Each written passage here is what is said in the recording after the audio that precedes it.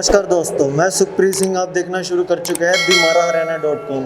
जहाँ पर कोरोना की मार इतनी ज़्यादा बढ़ती जा रही है, वहाँ पर कुछ ऐसी मार भी है जो किसानों और आड़तियों को पड़ रही है।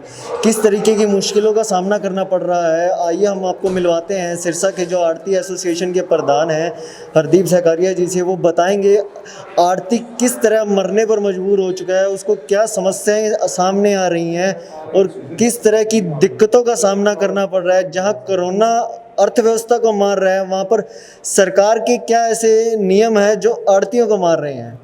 जो ये सरकार ने पॉलिसियाँ बनाई हैं, हरियाणा सरकार ने, ये नौ सिखियों ने अनजान, उन्होंने भ्रष्टाचारियों ने, इनकी नीति में खोट है। ये सिर्फ अडानी और अंबानी को गेहूं देना चाहते हैं। ये इन्होंने ये पॉलिसी बना दी है कि अगर सरसम खरीदनी है तो उसके लिए आप प्राइवेट जितनी मर्जी खरीदो, मंडियों में लाओ। अगर आपने जौ बेचने हैं तो जितने मर्जी लाओ, बेचो। अगर आपने नरमा बेचना है तो बेचो। अगर आपने ग्वारा बेचना है तो सरसम मंडी में बेचो, परंतु गेहूं नहीं बेच सकते क्योंकि इसके ऊपर कोरोना आ जाएगा। और सिर्फ क्योंकि इनकी नीति में कोरोना आ गया है, हरियाणा सरकार की नीति में कोरोना आ गया है, नीति इनकी बेईमान हो गई है। सिर्फ ये अडानी अंबानी को गेहूं देना चाहते हैं और आड़तियों और किसानों को ये परेशान कर रहे हैं। मैं यहाँ बताना चाहता हूँ कि पिछले साल जो यहाँ गेहूं आई थी वो 2 करोड़ 2 लाख बैग आया था और अभी तक पूरे सिरसा डिस्ट्रिक्ट में 1 करोड़ 80 लाख बैग आया। 22 लाख बैग अभी किसानों के घर पे पड़ा है अगर पिछले साल की एवरेज देखी जाए। और ऊपर से ये कहते हैं कि जो मंडियों में गेहूं आ गया क्योंकि किसान लगातार लेके आ रहे थे, कोई शेड्यूलिंग का सिस्टम नहीं था, बगैर शेड्यूलिंग के माल आ रहा था। उसी तरीके से एकदम लेके आ रहे, इन्होंने एकदम 30 तारीख को लॉकडाउन लगा दिया और किसानों ने जो माल लाया वो आड़तियों ने बैगों में भर दिया। आज भी 70,000 बैग के करीब हमारा आड़तियों ने जो किसानों का माल था वो भर दिया कि कोरोना काल का समय है, आप घर पे चले जाओ, आपका माल तोल कर हम रख लेते हैं और सरकार जब भी ये खोलेगी हम निकलेंगे। आज उसी के लिए ये नखरे मार रहे हैं, हमें परेशान कर रहे हैं बिना मतलब के लिए। ये किसानों का, और हमने लिख के दे दिया कि इस किसान का माल है, उसका ये मोबाइल नंबर है, उसकी आप वेरिफिकेशन कराओ। अगर वो किसान का माल नहीं है तो फिर हम जिम्मेदार हैं। अगर किसान का माल है उसके से पूछे। अभी तक मेरे पास जो है वो 3,000 बैग मेरे किसान का खुद का आने वाला है, उनके घरों पे उसकी जो हमने पोर्टल पे करा रखी है। कम से कम 22 लाख क्विंटल तो 22 लाख गट्टा तो अभी जो पिछले साल से ही कम आया हुआ है। तो ये इतनी ये पता कर ले, इनके पास सारा रिकॉर्ड है, सिर्फ इनकी नीति में खोट है।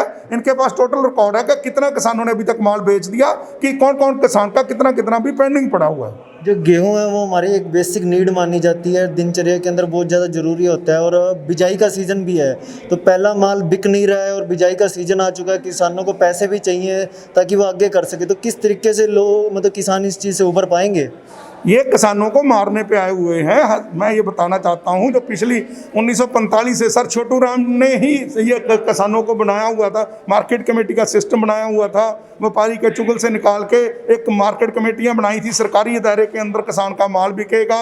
ये इनका नहीं बनाया हुआ, ये सर छोटू राम के बनाए हुए कानून उस टाइम के लागू हुए हैं। उसके बाद जो सरकारें आई हैं उन्होंने मंडियाँ बनाई, सबसे ज़्यादा शानदार मंडियाँ जो हरियाणा की बनी हुई हैं, सबसे बढ़िया शेड बने हुए हैं और हर मंडी में एक एक सरकारी दुकान है जहां पर किसान अपना माल जाके बेच सकता है। उसको लगता है कि उसके साथ आड़ती धोखा करता है तो वहां बेच सकता है। और यहाँ मार्केट कमेटी का एक एक कर्मचारी जाकर फसल बुकवाता है, साथ के साथ उसका रिकॉर्ड रहता है। तो सबसे बढ़िया सिस्टम था, परंतु अभी इसको सारे को फेल करना चाहते हैं, सारे को चोप्ट करना चाहते हैं। सिर्फ ये चंद आदमियों को नफा पहुँचाने के लिए ये सत्यानाश कर रहे हैं। अगर यहाँ हमारे गेहूँ नहीं होगी तो 135 करोड़ कहाँ से खाएगा?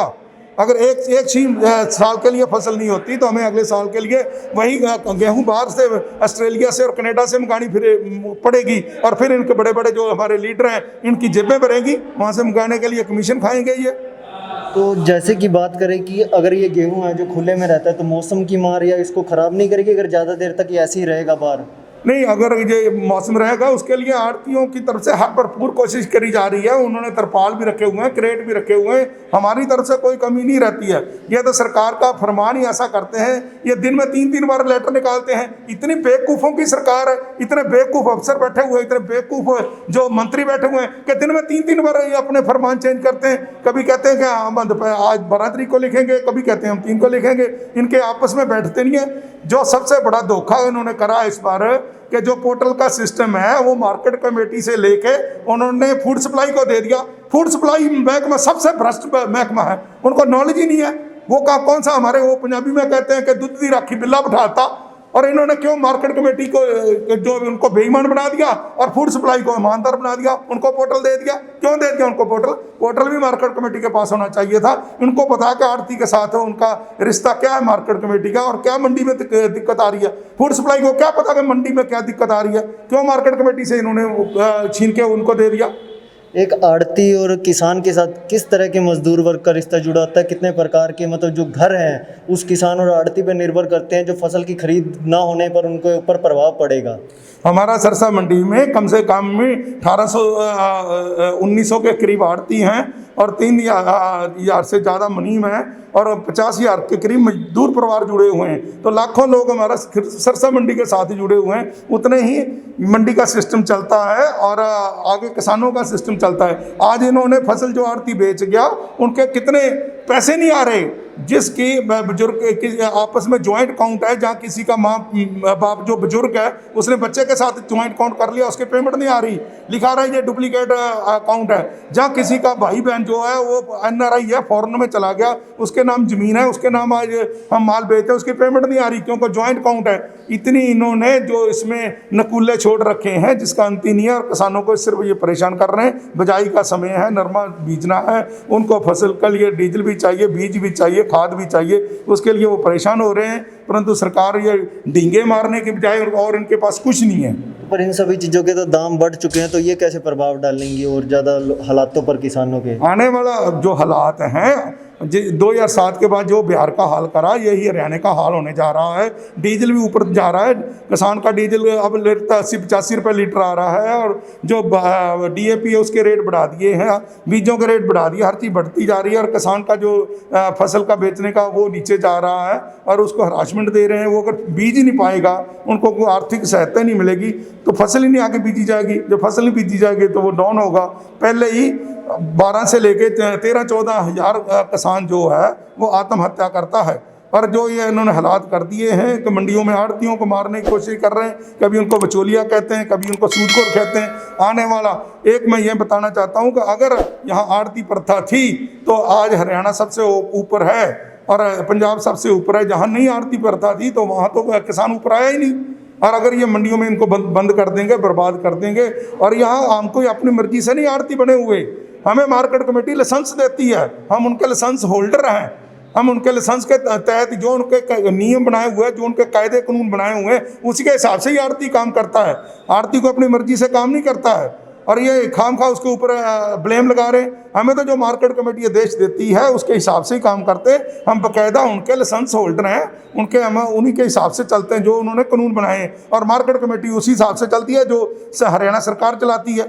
तो यहाँ गलत का क्या हो रहा है, चोरी क्या हो रहा है, 2 नंबर का क्या हो रहा है, हमें तो ये समझ ही नहीं आ रही। यहाँ गलती किसकी है? मॉडल जो हरियाणा का मंडीकरण का था, ये लगाना था पूरे हिंदुस्तान में, पूरे भारतवर्ष में, कि देखो ये कितनी मंडियाँ कामयाब हैं यहाँ गए और वो बाहर करवाते हैं।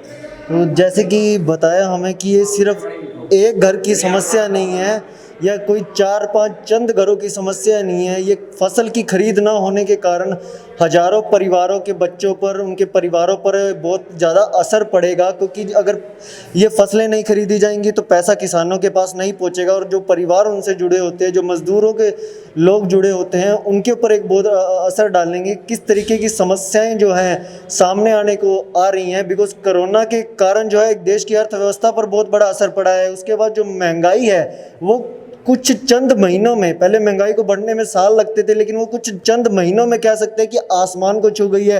पेट्रोल, डीजल, हर तरह के जो रेट है दिन प्रतिदिन बढ़ते जा रहे हैं। आप अंत में कुछ कहना चाहेंगे? मैं यहाँ कहना चाहूँगा कि सरकार की नीति में शुरू में खोट थी।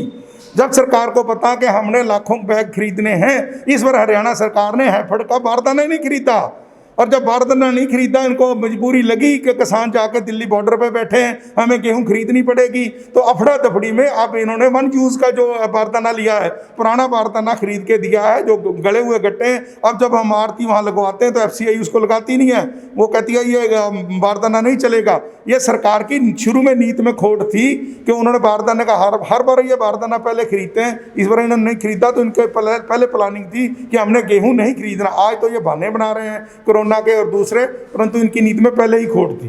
किस तरीके से जो है सरकार की जो एक कह सकते हैं कार्य प्रणाली पर बार बार क्वेश्चन मार्क लगते रहे हैं, कोरोना के चलते भी बार बार, और अब जो आड़तियों और किसानों ने जो फसल की खरीद के ऊपर भी एक बहुत अंकुश जो है लगा दिया है, और उसके कारण कई समस्याओं का सामना करना पड़ रहा है। इसी के साथ हमारे चैनल के साथ जुड़े, इस वीडियो को अगर आप फेसबुक पर देख रहे हैं तो हमारे पेज को लाइक करना ना भूलें, और अगर आप यूट्यूब पर देख रहे हैं तो हमारे चैनल को सब्सक्राइब करें और बेल आइकन जरूर दबाएं। धन्यवाद।